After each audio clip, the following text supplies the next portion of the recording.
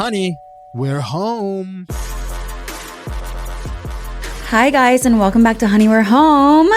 We're home, ding dong. That's my favorite part of our intro music, but your favorite part is the part. Yeah. I don't use that part in our intro music. The ding dong? Yeah, I haven't used that like you can always tell 23 who edited it because I use the ding dong. If you guys were curious. You do? Yeah, because it goes ding dong, or ding dong, honey, we're home, and I like that because I'm like, it's something more than just club music. Yeah, I just use the club music. But one day we'll have a new intro. Remember we asked people and nobody sent anything. Yeah, Nikki and I just had our 2025 goal list and we didn't put new intro on there because we have 1,000 other things to do first. So and that didn't count. We still need to do goals. Yeah, I don't think it counted either. It was like a quick situation. But anyways. We still have all of January. Okay, so this episode will be coming out in February technically because we're at the end of January. Yeah. But why has this month felt 17 years long? It's felt 17 years long. It also doesn't feel like any January I've ever had before. Like, this feels like a bonus December for some reason. Or it's like a middle month. Like, it's an interim month. Like, I didn't get my reset January time. No. I didn't do any of the stuff that I usually do where I'm hermited in January and it's feels like the start to a new year. I've been grinding and traveling and stressed and just trying to stay alive for what feels like 10 years. Yeah, Mike and I were saying that last night. We were like, gee, I think the whole world, just as a general consensus, we've all decided that this January just doesn't count. The start of the new year is January. Yeah. Yeah, because the fires, it was an election year, the inauguration, everything, just this January wasn't real. And it's just nobody has their shit together That's a good point also, though, that's there's so much. Usually January is an unplug month because you focus internally, right? You're what am I going to do different this year? What am I resolute? But there's so much going on in the world. You literally cannot afford to unplug. So much going on. Well, I will say it's better than if you weren't paying attention this January, you would look really. Yeah, you have to pay attention. Yeah, you need to pay attention. My last January, if we all recall, though, this one's already better than for me personally. Better? Yes, just different. Yeah. Do you remember what happened to my family? My husband sliced his entire arm open. January. And that was a life-changing, still to this day, he has no feeling in his hand, in his right hand. He sliced his arm open in a freak accident. And then Louis just got deathly ill and we were sleeping on the floor in Louis' poop of the vet. And that all happened within the first week of January. That's how you knew 2024 was going to be a doozy. Insane. And then literally a week later, Louis swallowed a ball at the park and we were back at the emergency vet. And I was just this January can fuck off. What? Why? So we're better now. Louis just being let me swallow this ball. It was one of those small balls. So if you're a dog park person and you have a small dog, that's totally fine. Louis gets along with dogs of all sizes. But my biggest pet peeve from being a big dog owner is when people bring small little balls to the parks because those are so easy for big dogs to just swallow. And there's a specific brand. It's a green ball with a smiley face on it that the vets were oh yeah, we see at least 5 of these come in per week being swallowed because they just are easily swallowable, I guess. Yeah. And so Louis, he had one in his mouth and suddenly it wasn't in his mouth and it wasn't at the park. And we were God, it's in his belly. And it was an accident. I mean, he doesn't he's not a ball swallower. But when you stack up last January to this January, personal life reasons, it's better. Yeah. It feels better. Yeah. The world feels worse, for sure. Mm-hmm. But the energy on an internal basis. Yeah. A little more resilient, a little. I feel you and I, we both said our words for the year were focus. Do we have any other words? I have to stick with one word because if I go to 2 words, then I have 10. I'm so ADD, and then, none of them get done. Yeah, so you're just... And in the spirit of focus, I'm focusing on the one word. I feel like you do seem more focused. Thank you. The word of the year works for me, but I can only have one. So I still need to finish all my goals. I still need to like me too. Finish the vision board. Well, I did the vision board. I haven't done that yet. Yeah, I did mine. I'm doing it this weekend because John's like going away. It was kind of like fun. You're gonna like doing it. This was kind of love like my first year like actually making one. Yeah. Did we talk about vision boards? I don't know. I mean, last time I did, I don't even know if I did one for 2024, but in 2023, I put like Good Morning America on it. And that's the year I went on CBS. No, that's insane. And that was like a shot in the dark. I was like, this is a bucket list item for me. Or like, I would love to dip my toe into what it feels like to be on a set for broadcasting. That's insane. Which we all know I loved. And it just happened out of the blue. So I believe in them very strongly. I've had like manifestation moments like that have been so super random. Like sometimes I girl boss too close to the sun and like manifest the wrong thing. But the one that comes to mind like that, when like years before like this was even a thing, I literally randomly turned to Mike one day and I was like, you know, I used to love Nickelodeon as a kid. That like it'd be fun to like work for Nickelodeon. And wasn't even like living in New York yet, wasn't anywhere near that. And literally one day, like I saw a job opening when I moved up here and was like looking for a new job and ended up working there for a year. We should say that's a cool one. We should say like our things. Yeah, I'm trying to We think really of what should. else. I like that. I have always had this like thing where I think it would be really cool or like dream to like design for Mattel, like to design Barbie's wardrobe. Speak it. And I did my senior thesis on Barbie, like the whole thing. I reworked her entire wardrobe based on like cost effectiveness and regionality, and like, and I did a whole debrief on like how it changed in like 1992, like because they did fabric cutting costs and they used to do these collections with Bob Mackie and like Oscar de la Renta and like whatever. What? So, how do you even remember your senior thesis? I mean, well, it was 2 years of my life. I went to a magnet school. You couldn't get a degree without it. So like, it was like a small dissertation. I don't even think I had a First day of thesis. junior year, they put you in a thesis class, and you're in it every day for junior and senior year of high school. Like, and you have mentors, and you have to present it to. It was kind of. I told John the other day. I was like, they really should have told us how that would have helped us in life. Like, if they had told me, doing this is like, you know, practice for law school or any type of grad school where you have to do like extensive research and presentation, I would have had more confidence probably. Like doing those types of things. Yeah, or like valued it more. Like I would have remembered what I was doing in college more. Memory loss. There's a lot of context missing from those things. Like tell people how it's going to help them. Anyways, would love to design for Mattel. I think it's the coolest thing ever. It's so random though. You know what I mean? You never know. I feel like you have stuff. Random things I've like the US Open. I literally told my managers last year, like, or even beyond last year, I was like, the one thing I want from you guys is like get me to the US Open. I just want to like get free tickets to the US Open. And then that happened literally the day before. Right. But happened. And that was a really fun experience. Yeah. I'm trying to think of what else. Other than that, I think of bigger ones. Like I think it's being on a TV show is like cool for you. Oh, you're saying things I want to manifest. I thought you meant like things I said in that. No. Things that you want to manifest. Like they're not random because when you say them, you're like, oh, I could see that for you. But they're things nobody could guess. Yeah, I want to be on a TV show. Again, don't have to be the star, just in it. I think you would love to like do a stand-up act once. I'm scared of stand-up. You have to be a genius to do stand-up. I don't really think I could. My memory, does anybody out there have tips for like fostering good memory? Fish oil.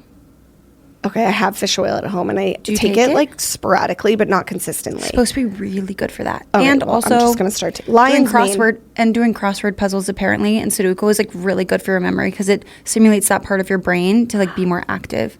I'm gonna start doing that every morning. I'm gonna add it to the journaling lineup. I went through an era. I don't know if you guys know this about me, that I'm like a severe hypochondriac. So, but like for other people, like I went through an era, well, myself too. where I thought like my parents were going to get Alzheimer's. So, and this was when I was like 15. So I just was like, these are all the things you have to do. That's how I know those things. Yeah. Like I went down a really, WebMD was an era for me that was really, hard. They say lion's mane too, which we had as a sponsor. Fungies. The fungies. Which I only know because I remember from doing the ads, but also when I lost my taste and smell, I was Googling how to get your taste and smell back because I never have had more gratitude for my health and my 5 senses. I wrote that in my gratitude journal this morning. What are you grateful for? My 5 senses. That's a good one. It was really like, truly, my 5 senses. Having no smell was like, honestly, the worst thing that's ever happened to me. And so it was like, take lion's mane to get it back because it helps like trigger your brain into like remembering your scent. Did you take the gummies or the powder? The gummies. The gummy. I bodied all of those. Anyways, though, this is a year that we're all hoping that everybody, something they're manifesting comes true. It would be nice. Pimple on my back that I was like trying to pop. No, the pimples are insane right now. Okay. Yeah, mine are really bad, and that, I have one on like the back of my neck. And I'll pop it after this. Thank you so much. Okay, so we have a mailbag episode for you guys today because we have an email that Nikki found and sent to me and was like, this would be great. And I agree. And by found, it quite literally popped up in the inbox. And I said, yeah. And we've been wanting to talk about it, but usually we wait for something to fit into a subject. And we've been sitting on this one for a while. And so we've just decided that it's our episode today. And that's great for all of us. I'm going to read it. The context is Bachelorettes. And it's being pregnant on your friend's bachelorette. Like, that is the subject for today. And so let's get into it. Which ladders into a lot of, like, friendship talk, which we know you guys love. And just, like, being pregnant and bachelorette is truly, like, where I feel like we are, and well, we're not there, but where we are and you guys are, like, somebody in our friend group is either getting married, planning their wedding, or pregnant, or all of the above. So, yeah. And I think that we definitely have... I think there are definitely opinions and perspectives on like, this is an interesting one because it's how you need to be a certain way towards your friend as a bride. And as someone who's pregnant, you need to be take a certain approach as like the attendant of the trip. So it's kind of a cool subject. And then we also have some friendship lover words for you, which are funny. Okay. Hi, ladies. To set up the scene, my husband and I got married in 2023 and are planning on going on the TTC journey at the start of the new year, aka like right now. She's probably doing it already. A lot of planning and conversations since last year went into this as we wanted to spend this year catching up on our finances after our wedding and buying a house. Finances for pre-baby is the number one thing that I think this generation has in common. Yeah. They say you're never ready, but I think this generation is like saying to the old generation, we understand what you're saying, but you're not understanding what we're saying. We can't afford the baby. So like put that where you will. His sister is also getting married in July 2025. I'm a bridesmaid, and we wanted to make sure that if I were to get lucky and to get pregnant on the first try, I'd be in the clear of being due around the same time as the wedding and still be able to fly while pregnant to the Bachelorette in May. I know it's a long shot to get pregnant on the first try, but we considered as many scenarios in our control, and we accept whatever is not in our control. Now, my question is it inconsiderate of me to be hypothetically pregnant on a bachelorette trip? I had a brief conversation a while ago with the bride-to-be regarding speculation on another bridesmaid who might be pregnant. Turns out she is, but she's due in March, so right before the bachelorette, I think. And I had asked, would it really matter if someone's pregnant at the batch? The bride-to-be said no, but it would be a weird vibe. And I left it at that. I wouldn't want to kill anyone's fun, but I also never thought a single pregnant person could throw off the vibes for a large group of 8. Would love to hear your thoughts. Sorry if it's long. Yeah, lots of thoughts on this one. I like this because this is all theoretical, so you can sort of play all of the angles. Yeah. Well, first she was asking, like, her first question is, like in the first paragraph, she literally describes how she's worried about if she gets pregnant on the first try, then she might be pregnant on the Bachelorette. And first of all, this is her, just for more context, she said this is her future sister, or her sister-in-law, because she's married. Okay. So first of all, it's not even like one of her best friends, but it's her sister-in-law, which is still your family at this point, so important. The fact that she's even being this considerate about like when to plan her and her husband's baby is like shows that she's like a very considerate person, because I, for one, maybe it's just because like at this point I'm personally in the like, when it happens, it fucking happens, everybody be happy for me.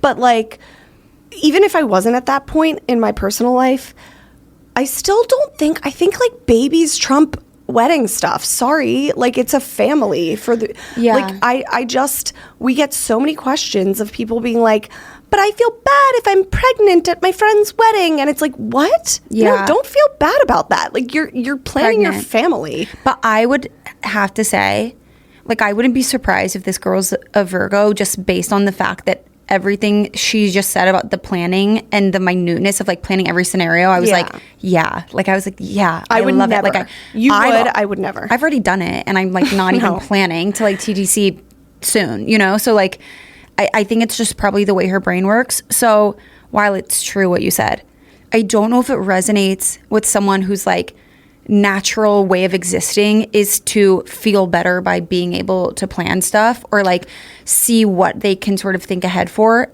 And I also think the other side to it is like, if you're going through the scenarios and you're her, there's a selfish air to it that's like, it's easier for you to not be 9 months pregnant at somebody's wedding. Like, I wouldn't want to be 9 months pregnant at someone's wedding. And if it's a wedding I know I'm going to, and there's a scenario in which I could control it. Obviously, she said she knows that whatever is not in her control, they're like letting go of.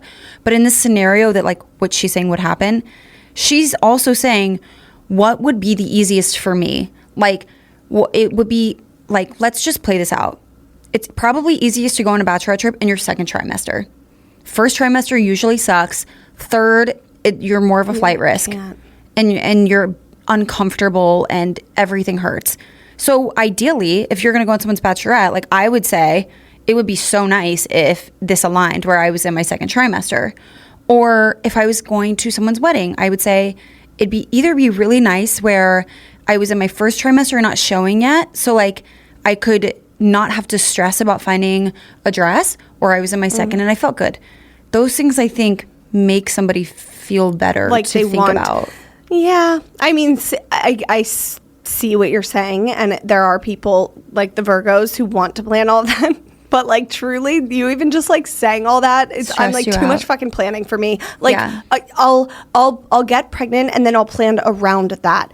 My thing is like with her going on the Bachelorette, if she's still able to go, like if she's not too far along in her pregnancy to go, like to be allowed to go, we've talked about this before. Like, I don't, pregnant or not, sober or not, there's people that choose to be sober just for fun. Like, you can still not kill the vibe and still be a fun person. And like, as a bride, especially in our 30s now, like you just have to get used to there being like pregnant girls on these trips with you.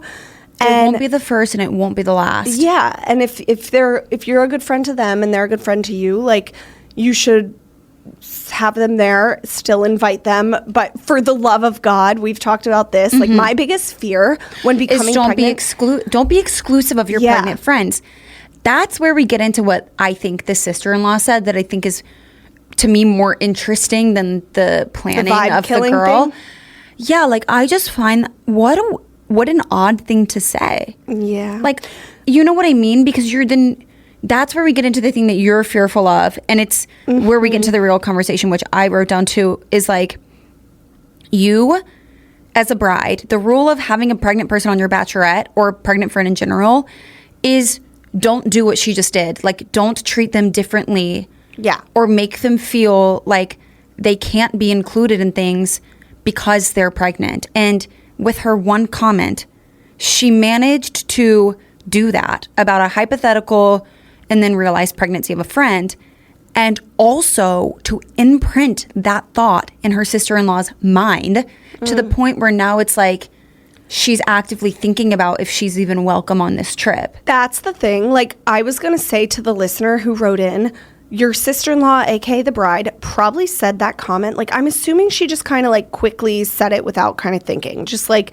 no, but it might be a weird vibe. Which, like, this is going to sound bad, but like from the bride's perspective, I also do get why she could say that quickly. Because, like, yes, when shots are all of tequila are all being passed around and you and your friends are all taking them, and there's sparklers in the air. I'm literally picturing my own bachelorette in Tulum. Like, if there were a pregnant person with us, as the bride or as my friends, we would have probably been like kind of going out of our way to like worry about if our pregnant friend were like okay. Like there was one moment at this restaurant in Tulum at my bachelorette where sparklers were everywhere, and truly we were all like fearful for our lives. We were like breathing in smoke. Like it's something. My friends and I like dropped to the ground. Like, it was, if you were pregnant, like I really don't think it would have been a good situation.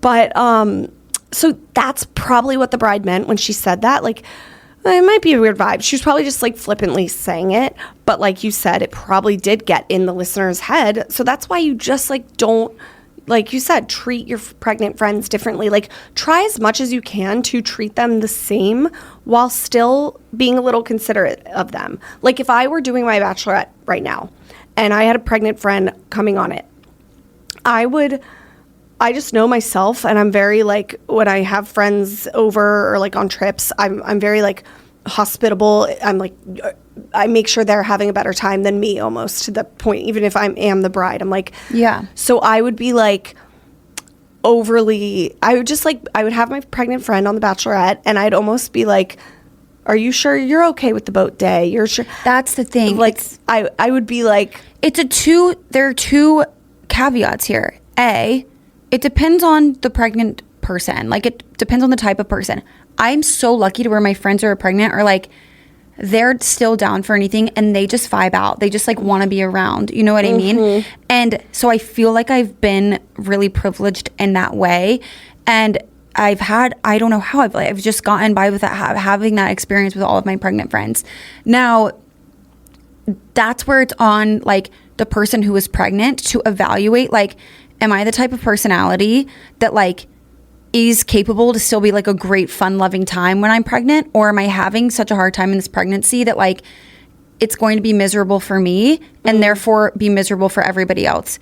Because that is just a generic fact of a bachelorette, which is like, you know, if somebody's on your trip regardless and they're having a bad time, you're kind of like, I would have rather, if you were gonna have a bad time, I would have rather you stay home, because you would have had a better time at home, and then the bad vibe seeps into everything else, and then everyone's having a hard time and they don't want to see you having a bad time. So if that is the type of pregnancy you're having, you have to ask yourself, like, am I going to be fun?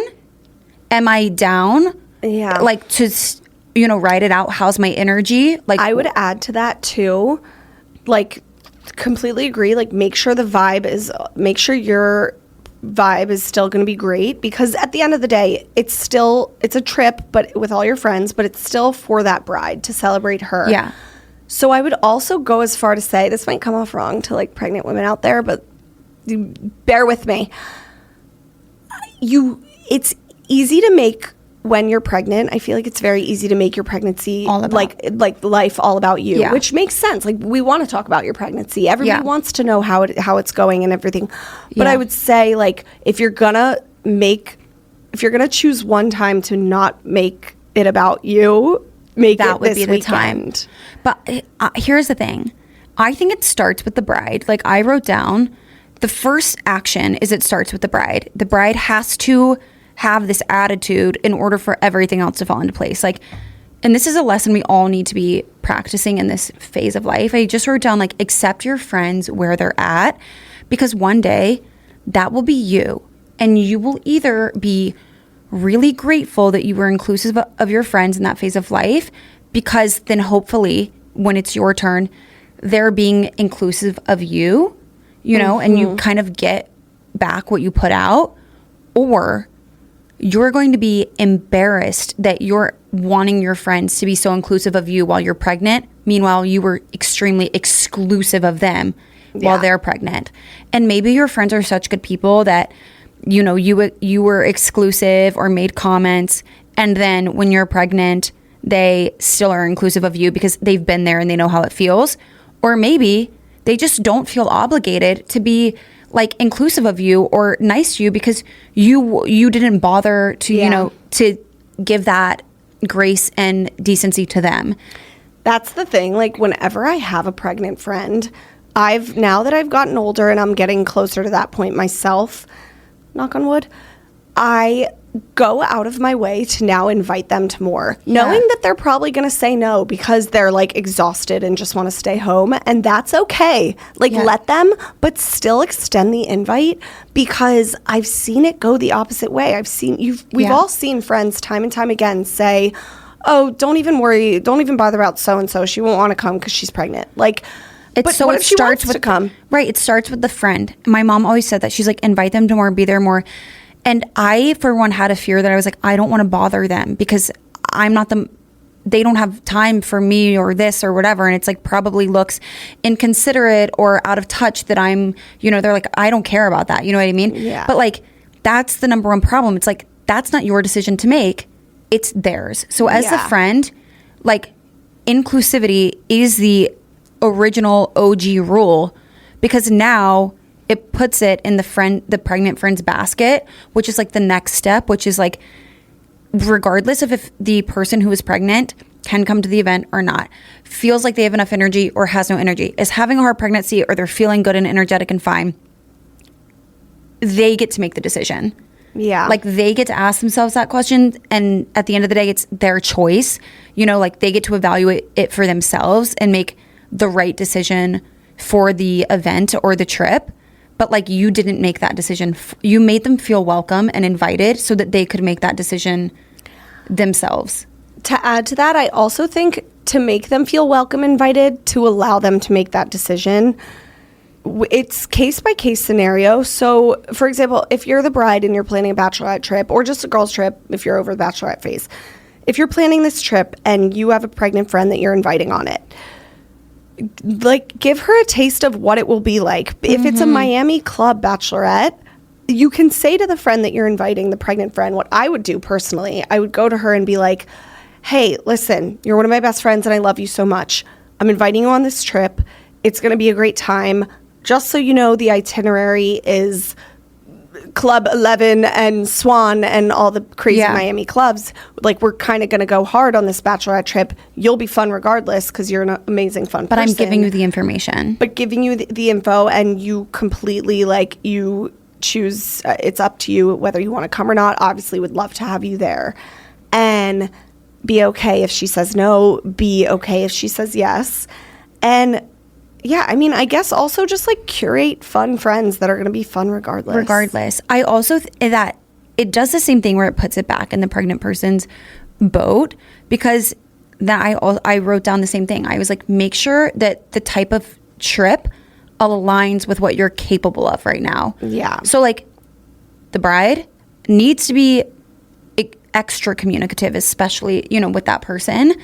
And then if you're pregnant and you get that information, like, ask yourself straight up, like, is this the type of trip that I even feel like I could do right now? Yeah. And the rule of thumb is like, you're not obligated to go on that trip whatsoever. Like, if you don't feel good and if you don't feel good about it, don't go. Don't go out of obligation in this scenario. Like, never do that. Only go if you feel like it's going to be fun for you, because if you can't fake the fun. Yeah, no. And what we don't want is you trying to fake the fun. I would go as far to say you're never obligated to go on a bachelorette trip. Which kind of said this on one of the last episodes. I think that's a more nuanced topic, though, because it's like, is it your sister? Are you the maid of honor? You know, are you the maid of honor, but then she didn't tell you how expensive it was going to be and like had no location in mind. So then now, you know, it's complex. Or you know, just don't feel like it, but she gave you, the bride was nice. Like, the bride did everything she was supposed to do and like gave you all the details, et cetera, and made it cost friendly. Yeah. Like, that's a nuance. I just feel like we're getting too old to like be obligated to stuff. Yeah, but so I mean, big. I don't know. I don't know if I like that take, because I think it's just, let's talk this out more though in our lover war. Yeah, scenarios. That's case by case. I do think that there are things that you can do as a bride and as a pregnant person, though, that help. I think that as a bride, if you have a pregnant friend going, these are things you don't have to bring to her. Like, you can just silently do. Make sure you're not, like, anything that's, like, too big of a walk. Have that part in your brain be like, yeah, we could walk, but you know what? I'm going to arrange transportation for this because I don't want them, like, pushing themselves to have to, like, walk when their feet hurt, etc. And I don't want to ask them because they're going to be like, no, it's fine. I'll make it work. Just make that call, Yeah. Like, make sure that there aren't any extra long walking distances. Make sure that your meals are, like, spaced out in, like, in a good way, or there's access to, like, snacks. To food. The worst is a bachelorette trip when you're not eating. Like, I've been on trips where, like, food just wasn't even a thought. And I'm like, do we just, like, function off of vibes and alcohol? Like, what? Yeah. I want and food. I think some people do. But I think these things, I don't, honestly, if you have a friend that's pregnant, like, you should be wanting to show up for them anyways. So I don't feel like that's too much to ask. Like, put a little extra effort in. Make sure there's transportation for, like, that long walking distance that you're on the fence about. Make sure that you're always somewhere where you can order food, or that dinners are not like 10 p.m. after an 11 a.m. lunch. Like, and if it is, that there's some where you can get food at 4.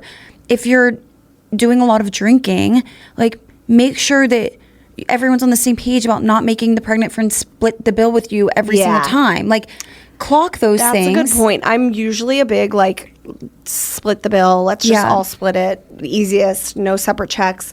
But when it comes to the pregnant friend and there's so much alcohol involved, I actually agree with that. You do not have to, the pregnant friend shouldn't have to be paying for but alcohol. make that call silently before you go on the trip. You're the bride. You make that executive call. It's already established, and then there should be no confusion about it during the trip. The other thing is, my friends don't care if they still split the bill. Like, my 2 pregnant friends, were one just gave birth to her little boy. But I literally asked when we were doing our girls' trip in New York, and they were both pregnant. I was like, you do not need to keep splitting the bill with us. Oh, and they were like, it's fine. She was like, and this is a good point, and because she said it and she set the rule, we all were like, cool, this is the way that we'll operate throughout, like, the next 10 years.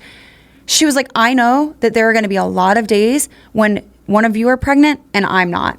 Yeah. And it's just going to be the same thing the other way around. So I think that works, though, because you guys are all a friend group and are going to be in the future. Right. But my thing is, like, I feel like if my bachelorette party had a bunch of different friends from different groups. So it doesn't really work in that scenario. So I wouldn't expect, like, one person to pay for, like, not their friends. Exactly. So, but, like, be conscious. I'm also lazy, so at the end of the day, if I were pregnant, I'd probably be like, just fucking split it. I don't care. I did think, too, so that those are simple things the bride can do. I think for the pregnant person, a few things you can do to, like, make sure you're having a better experience is, like, ask about the sleeping arrangements. You know, you don't have to, like, put your foot down, but, like, people might not be thinking about that. Like, kindly say, like, if there's a more comfortable bed in the house, or, like, whatever it is, like it would be great if I wasn't on the twin bed. Yeah. I would also say, like, out of common decency of the friend group and the bride, they should want the pregnant woman to be, like, she shouldn't even have to ask that. So I guess that's a tip for the bride too then. Like, add that to the list of, like, make sure your pregnant friend has the best sleeping arrangements. Yeah. I would also just, like, to add to the list of the bride, I would say to your pregnant friend before, like, I would just, like, kind of take her aside and be like, listen, I'm so you decided to come. Yay. I'm so happy you are. Like, I need you to speak up to us and be, like, you are carrying a literal child. I need you to kind of be savage and, like, let me know what you need. Yeah. Let me know what you don't need. Like, and I would go as far to say, like, these bachelorette trips, I've been on some where it's a fucking marathon, not a sprint. Mm-hmm. And they're exhausting for somebody who's not pregnant. Mm-hmm. I can't imagine being pregnant, already so exhausted, and having to go from event to event to event, never stopping, never eating, never drinking water. Like, so I would say, as the bride / friends to the pregnant girl, I'd be like, listen, if you need to sit this one event out, like, by all means, please do. Like, if other people, because we've talked about this before, if other friends on The Bachelorette are like, no, I just don't want to go to that dinner tonight, like, and they have no good reason, like, non-pregnant friends, I'm saying, then that's where it's like, well, okay, why? Like, you're on this trip, like, come on, like, join in the. But to the pregnant girl, if she's exhausted and can't rally because she's, again, carrying a child, again, I don't know yet because I'm not. It's the same expectation as, like, if you go on a boat day and it's expensive, the right thing to do as a bride is to bring it to the group and then price it out with quotes and then say, who is interested, you know? And then if there are a few people that, like, they can't, you know, they don't feel comfortable spending that amount of money, but then there's some that do. It's like, you still do it. Like, if you're the bride and you want to do it. Don't force your friends into it. If that's like not something that they can swing on this trip, let them do a separate activity during that time that's equally fun for them or whatever. You know, it's fine. So I think for the pregnant friend though, getting the activity schedule is one thing, so you know what you want to sit out. But I wrote down, like, find the things that you don't feel like would be fun for you and be proactive. Like, schedule a, like, prenatal massage for yourself, like at the spa, like during that time. Like, actively arrange for you to use that time to, like, rest and recuperate and do something that helps if your feet are hurting or you're dehydrated or, you know, all of these things, so that you feel better going throughout the rest of the weekend, or you feel like you got some of that rejuvenation time back, or you just did something for yourself. Yeah. It must be tough because I'm trying to picture myself being pregnant, going on a bachelorette trip, being, like, exhausted. Let's say I'm having, like, a horrible first trimester, like, vomiting all over and nauseous. Like, I still have such FOMO where I'd probably try to, like, rally. You know what? If my friends that's what my friends do. If like, all timing works out, I'm gonna end up being pregnant on a best friend's, like, that I'll be a bridesmaid in, like, bachelorette. If timing works out. Let's not say anything definite. We know God has other plans. So it'll be interesting to see, because a lot, like, at this point I'm just trying to relate, because, like, all my friends are married at this point, a lot of them, all my good ones that I'd be, like, invited on a bachelorette. Actually, that's not true. I have a couple left, but it'll be interesting if I do have to be in I think that, yeah, I guess now that you say that, same. It will be interesting. I think that those are just my tips for, like, advocating for yourself. But then also, obviously, mainly it's what we can relate to the most is, like, trying to be a good friend to somebody who's pregnant right now. So it really is in that. Well, as the bride too, like, you might be sitting here listening, some of you being like, all right, girls, this is a lot of going out of your way when I'm the bride. I don't want to have to go out of my way for my friend, pregnant or not. You might be sitting here thinking that. But I would go as far to say, like, if they're a true friend to you and you are to them, then it's kind of worth it. Like, it's not like they're, like, purposefully gonna try to ruin your bachelorette party by carrying child. Yeah. But, like, be a good friend, because honestly, at the end of the day, they're being a good friend by going on that bachelorette trip while pregnant. Right. Timing is not subjective to anything we, like, plan for or want it to be, and we're really all young. So, like, hopefully we all have, like, 60 plus years to go through these events. And if we're sitting here at the age of 30 right now being so harsh on our boundaries of, like, when we can show up for people, like, I just live by the mantra, like, that's not going to work out well for me for very long. Like, at some point I'm going to have to learn to be flexible or go the extra mile for my friends, or, like, do things that I, don't 100% serve me right now. So, like, get into the habit of it now. Go the extra length for your pregnant friend, because one day she's probably going to go the extra length for you. And she already is by going on the trip. Yeah. Show up. Do we do some of our lover wars that relate to friendship / this whole scenario? Yeah, I'm ready for it. Okay, this one is a personal one. Your maid of honor can't go on your bachelorette because she's pregnant. But that was your sister, right? Yes. Yeah. Which we also just, like, talked about this whole thing. So obviously for us, it's not war. That sucks. That was my sister. I forget if she wasn't too pregnant at this point. She was just about to be, like, doctor authorized too pregnant to fly to Mexico. But I don't think she was fully at that point. She was just still, like, very pregnant. And it was Tulum, Mexico, and it was, like, at the end of COVID, low key. Yeah, it was not It was safe. just a lot, and like, it wasn't like a quick little trip to the Hamptons or a trip to whatever, like in the States. It was a crazy bachelorette. And once again, there were like death scenarios on it, truly. Yeah. Too many. My bachelorette was like, honestly, I need to write a memoir on it one day. Some of the stuff I can't even, I'm making it sound like we like joined a cartel. I literally the first night my friends went to an area of town they weren't supposed to go to. It was genuine COVID, so Puerto Rico was on lockdown, which means all cars off the street by 10 p.m. Yeah. They go missing. It's 11:30. They're calling us. We can't get a taxi back because you're literally in an underground club area and there aren't taxis. Like we had to call somebody and pay them an exorbitant amount of money to go get them and drive illegally after lockdown hours to bring them back to the hotel.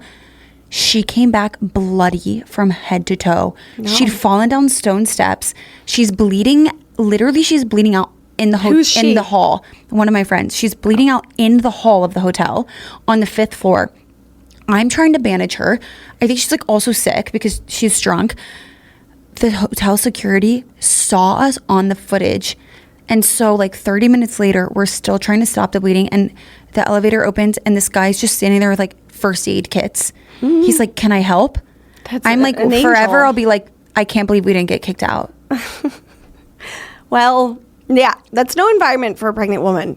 It's true. It's dangerous. Okay, but to answer your question, it's not love or war. Like, it can't be war because she's pregnant, but it's also not love because, like, it's sad. Well, yeah. So from when my sister told me, she was just like, it's a lot. And I was like, don't even bat an eye. Like, I don't want your big ass pregnant belly on my bachelorette because truly, like, it was. What a thing to say. She was so pregnant to the point where I would have been going out of my way to, like, carry her around. Like, and it would have been hard for everybody. And like, she was really sad to miss out. We were all really sad to not have her because she's a great time. But I think she did do the perfect stuff, which was like literally sent like a bottle everywhere we went. Like we had a bottle waiting with like amazing shots. And like really did her darndest to make up for it in other aspects. She was probably sad that she missed it too. Oh, she was very, and like she was like having and that's why FOMO. That's why me and this girl in the email are like extremely anal. She might have been to past the point. I think she was too pregnant to actually go. She was definitely because she ended up. You told me she was too pregnant to fly. I think she was. I think she really was because she was gonna come to when we were planning it in the Hamptons originally, and then we took a sharp turn to Mexico, and she didn't come to that. The Hamptons is really expensive. Yeah, it was more expensive. It's insane to find a house. Yeah, it's just crazy. We were gonna do that, and she was gonna come to that to drive. And then the Hamptons is really like I don't believe it's a very accessible place, but that's a conversation for a different time. When we looked into the logistics, it was just gonna be $1 trillion per person, but no, it was because she was too pregnant to fly. You're right. But yeah, no, I just think like regardless of not maid of honor, like it's still not war because no, it can't be. It's just if it's avoidable, avoid it because it's just sad. I do think though, as the maid of honor, you do have that little extra obligation to like still plan from afar. Yeah, like do your best to like maybe set up a decoration thing so once everybody arrives there's a balloon arch or something. Like could not agree more. Or just get really good at like delegating to somebody else that's there that might not even be the maid of honor but like is a really helpful reliable with people. friend. I'm a big there should never be one person planning a bachelorette. Everybody gets involved, have a planning committee. You know what I mean? Like nobody should be upset at the end of the day or resentful. They're like, I put so much work into this. There are a lot of people going. Divide and conquer. Mm-hmm. You know, everybody have a nice time. People like to feel involved. Yeah. Okay. Next one. Your single friend / bridesmaid meets a guy at your batch and ends up going home with him one night while there. Oh, I know of stories like this. Yeah, this has happened to friends of mine on one. Like I've been on one. Same. Oh, I just think it's too much. It's inconsiderate of the bride. Yeah. That's my whole take on it.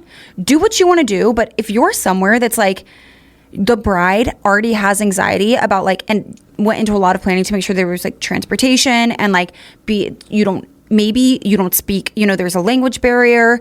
Like there is anxiety about like keeping everybody safe, Together. especially when drunk. And sometimes you have friends that like will disappear or like whatever. It's like, it's so inconsiderate, to the bride, because now that's her problem. That's the thing. Like normally I'm like, to the single friends, I'm like, go to your dick appointment, girl. Like get your bag. Get your bag. On a Bachelorette, it just like stresses me out. Yeah, like on a Bachelorette, I was gonna say the same thing. Like it's just kind of, it's a trip for the girls, like, also, by the way. Yeah, like if you're gonna pick one weekend to dedicate to your girls, that should be one. And like if you to go home with a guy, you better end up marrying him. Well, and also because otherwise, I can't understand how it was worth and chances are you're not. It's right. a random guy on a Bachelorette, but like. I just like we forget that like the Bachelorette, the point at the end of the day is to celebrate the bride. So like you ditching and going over, like if you're going to do that, make sure you're back in the morning for the festivities. Yeah, but also it's like it can be dangerous. I think it can be dangerous. I think it's inconsiderate, to the bride and to the point that you're there. I also, this is probably the only time I'll ever say this, I think it is a very interesting example of like I forgot the word, not a double-edged sword, but when you apply one rule to like a group of people but not the other.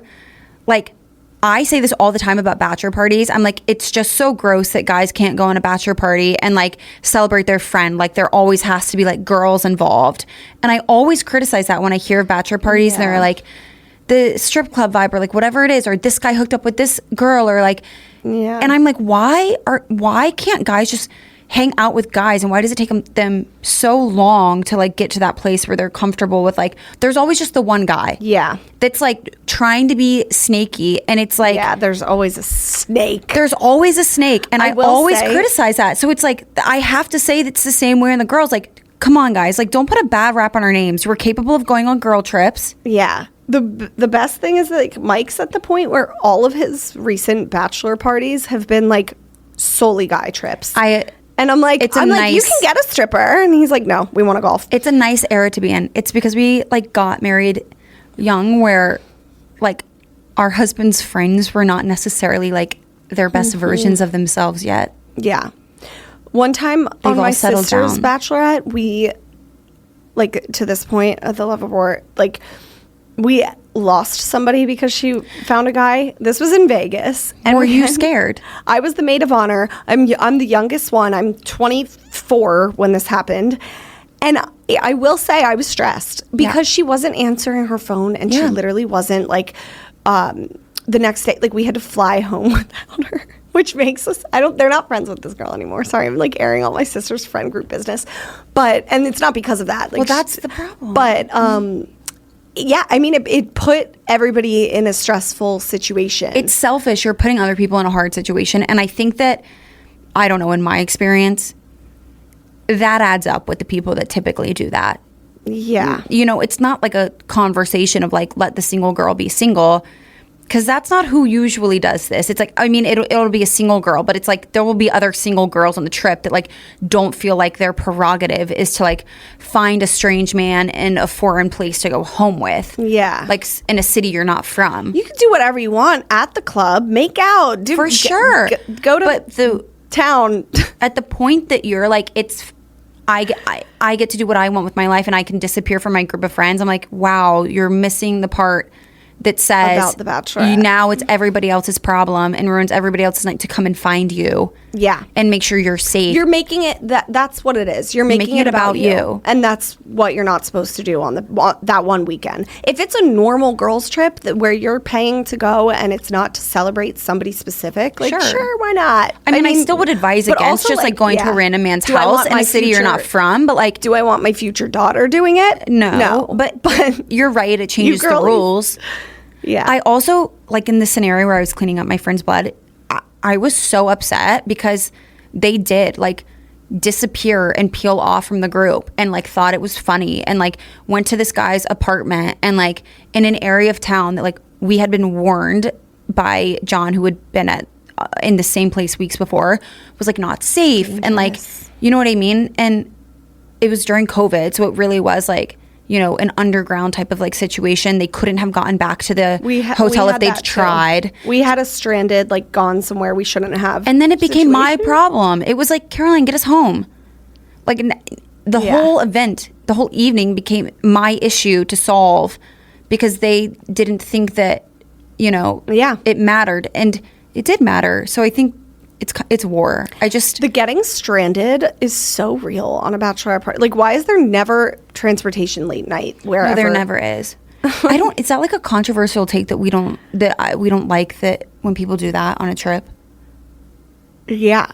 You think people are like arranged good transportation? No. Like going home with a guy. No. Do you think most people feel that way? Yes. Okay. I think. Because again, it's just kind of like selfish. One time on a bachelorette party in Miami, I like walked into a random hotel room and like tried to break up a domestic dispute. It was insane. I like almost my friends were mad at me because I was drunk. And it was really dangerous. Like I put myself in a really dangerous situation. Well, I heard this girl screaming for her life in a hotel room with a man. And I literally barged in like a Scorpio freak. And I was like, "What's going on in here?" Too. No, but that's really dangerous. My friends were like, "That was dumb." And this violent guy was like, "Nothing. It's nothing." I forget. It was a blur. But I do remember the girl looking at me, and while he wasn't looking at one point, literally looking at me and mouthing like, "Help me." And so I went down to the lobby and told them, and they got authorities. Good. But it was like dangerous. Did you see how it played out? No, then we left. Oh, okay. But, I wasn't going to like... I would have had to stalk that. And I was also hammered. Okay. Lover war. Your friend invites you on her bachelorette trip without knowing / giving any details about it. War. I think we're past that. I think war. We've been on enough trips to know like that's not how it works. Yeah, because those are the ones where your friend will invite you. And then you'll say, sure, love ya, ready to go. And then you find out it's $5,000 per person. And it's somewhere stupid. Yeah. You have to. I think we've all come to the consensus over the years. The best way to do it is to put the people you really want there in a chat. Ask them, give them a few dates that work for you, of course. See, which date works with the most people or which date works with your like definites that you need there, like if you're going to work the date around people, make sure it's the people that you like really are like, I want you there. Then, say like, how do you feel about this place? Yeah. This would be the cost. Make it a collaborative It's got to be collaborative at this point because otherwise friends feel bamboozled and it's just a really easy thing to avoid. Yeah. And I found from like planning my own bachelorette, having two friends really as the hands-on helpers was really helpful. We had like 14 people on the whole trip. Yeah. Two people were really hands-on with me, like booking reservations. I did a lot of the booking of stuff. Like I'm not a believer in like bride sits back and does absolutely nothing. Well, I think it takes a really non-anal person to do that. Yeah, or just like a really anal friend to do it all for you. Like none of my friends, they wanted to help, but nobody was like, yes, let me take on this full-time job of planning and I think they also like liked that. Yeah. I planned my own. I want my bachelorette party to go a certain way. But I was always factoring in, like before we booked anything, it was like going to the group being like, hey guys, I would really love, like I think it'd be so fun to do a boat day. Thoughts. It's probably going to cost this much. Thoughts. Like getting everybody's thoughts because then I had like 4 girls, including my sisters, not go on the boat day. Really? That was fine, honestly. Because I liked it that yeah. And you know what? I would have rather it that way than them stretch their wallets just to make the boat day than not have a fun time on the boat day because they're thinking about how much it costs and then like the pressure's on to have like the best time of their lives and then to have less fun on the rest of the trip because they spent all their money on the boat day. Yeah. Like everybody had a really good time because nobody felt like they had to force themselves to be there. And that was fine. Our boat day was the most fun boat day I've like ever had. The Mine boat was amazing. Too. I feel bad that my friends, some missed it, but like, yeah, the boat day is the best day. But I was like, because I remember later that night we had a dinner and some of my friends were like, hey, do you care if we sit the dinner out? Like by this point, this was like the last day. We were all fucking exhausted. And I was like, of course not. You guys have early flights. Like, please, by all means, miss the dinner. And those were the lucky ones who didn't get smoke inhalation from the sparklers. But yeah, but I was like, thank God we all made it on the boat day. Because if you're going to make it to something, make it to the boat day. The boat day is so fun. I just couldn't recommend it enough. Wait, this last one we need to discuss quickly because okay, there's etiquette around this. I think we can do them all quickly. Yeah, go ahead. Your friend poses a picture.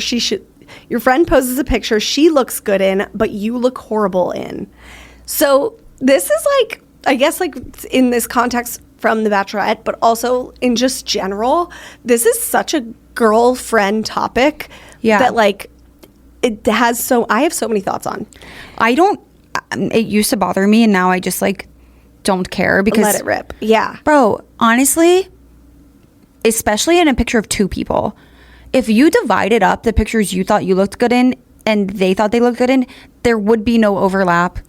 So that's what I was going to say. It's all relative. Like there have been photos where I think that my friend looks amazing in, and I'm like, you look hot and wonderful. What? That's like your best side. And my eyes are closed. And then my friend's like, no, I look insane. Oh, right. And vice versa. Like, I think it's all relative. Like, we're girls. We always think we don't look as good as we should in photos and whatnot. That's what, a little tweak, a little nip and a tuck on an editing app is for. So I'm not above it if you have to. Like, whatever, a little non-noticeable edit. And also, what's pretty to you isn't pretty to them. I mean, it's complex. Yeah, that's the thing. Like, I think all my friends look amazing all the time. They don't agree. And vice versa. So, I feel like we're just, like, too old. But then again, like, that rule we can set aside because there is an exception to the rule when there is a photo where like objectively is fugly, somebody looks so bad. Yeah. And I think that's when it's messed up. It's like if it was on purpose. It should never. Then you're like 5. Yeah. But that's where it should be like, okay, just fucking pick another. If somebody like noticeably looks fugly, really, really bad, and you know they don't look like do you know what it usually applies to? Is when there's a photo of you, but your friend is in the background that is like mid-sentence or eating or like hunched over. Edit them out. Right. I think that's when I see it the most, when I'm like, okay, you just know you have to take one for the team and not share that photo because you would be doing your friend really dirty right now. Like they're in the background not realizing that they're photographed and you would be doing them dirty. My thing is too, I mean, this is different for us because when you have a following on social media, your friends are a little more psycho about it, as they should be. Like, before I post any photos with my friends, I get approval. And I feel like it's like, that's just nice to do. You shouldn't have to. I mean, I should, again, because... because if you're putting it I get what you're saying. Like, my friends are like, you're not blasting that to 100,000 people, bitch, chill. Like, but... I don't know. I just think I also think though, like we're at the point where like if the bride likes a photo, a group photo, and you know, it's not your best shot, just let it go. Yeah. Just let her post the photo. Like we're too old to be like, don't post that. I look ugly. You know? Yeah. That's all I agree with that. I get mad when friends are too sensitive about it. I'm like, I'm like, okay, chill. You look amazing. Like I'm posting it. Bye. Yeah, sometimes we tell people to chill out, but I think in general it's like, whatever, like, try not to be sensitive about it. Yeah. Because you've probably done it to them. Mm-hmm. What goes around comes around. Yeah, I agree. We can do this last one. Your best friend doesn't come to your international wedding. I initially was going to say war, and then I was like, actually, international weddings are expensive. Best friend. It depends. Is she maid of honor? Is she a bridesmaid? That definitely factors in.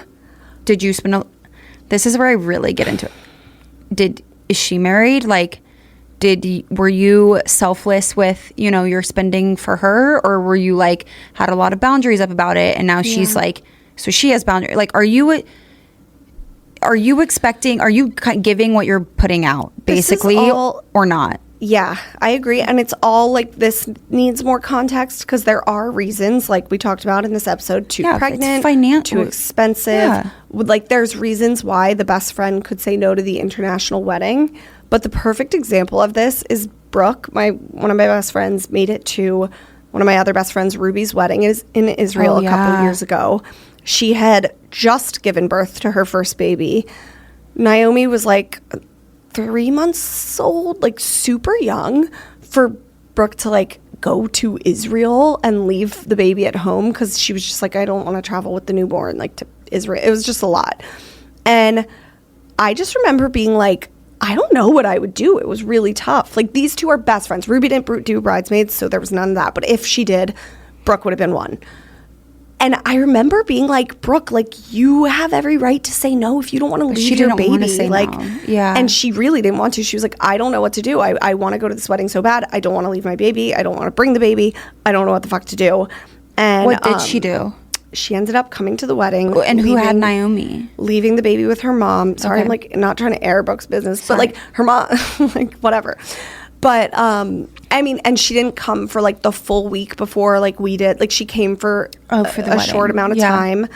And Ruby was like so thankful. But Ruby was super cool about it too. She was like, Brooke, if you don't want to come, you have a newborn. Like that is totally fine. That's my thing with all of these scenarios is everything is a two-way street. Like honestly, Brooke doing what she did probably felt a lot easier for her to make an already hard decision or more like happy about the decision she made because Ruby is the type of friend that was really knew how much went into it and didn't take it flippantly. It wasn't like, good, you should be here. It was like, gracious. I'm so happy you're here and I hope you know that if you couldn't have been, like, I would have never faulted you for it. It was just crazy because like I saw firsthand, like I was helping her like pump for her breast milk. We had to find a freezer at the hotel, which was borderline impossible. They were being like really weird about it at the hotel, like to put the breast milk in. It kind of like fucked up her whole breastfeeding schedule. Like not to make Ruby feel guilty if she listens to this, but like